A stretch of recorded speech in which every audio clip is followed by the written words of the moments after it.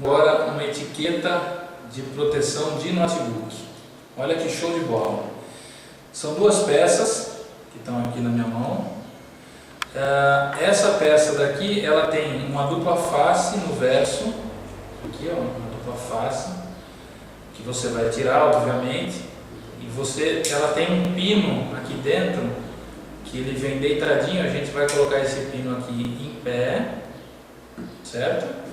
Aqui está um notebook. Você vai aplicar essa base aqui no notebook, ok? Aí a etiqueta, uma etiqueta normal, ela vai entrar o pino aqui, nessa extremidade daqui. Então essa daqui já vai estar colada, eu vou aplicar essa etiqueta aqui.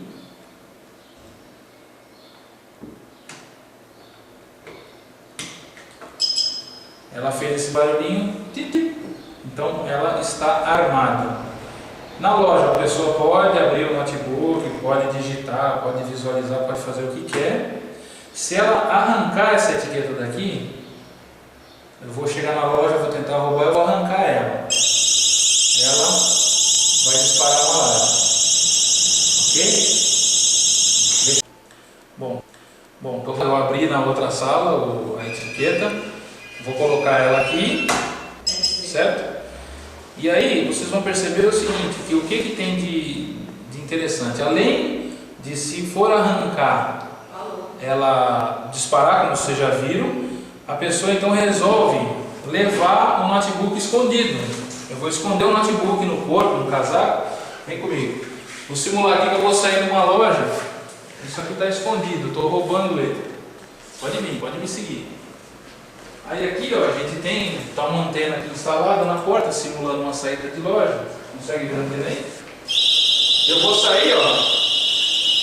Já cheguei perto da antena, a etiqueta está gritando e a antena também. Então não tem jeito de levar um notebook desse. Aí para parar, eu tenho que vir na peça que fica instalada no caixa e ele é feito a abertura.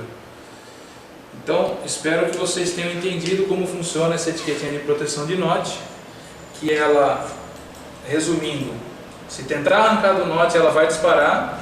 Se eu tentar esconder o note, ou o net, ou qualquer outro componente, um tablet, uma câmera, quando eu chegar perto da antena na saída, além de disparar a antena, dispara também a etiqueta no note. Tá bom?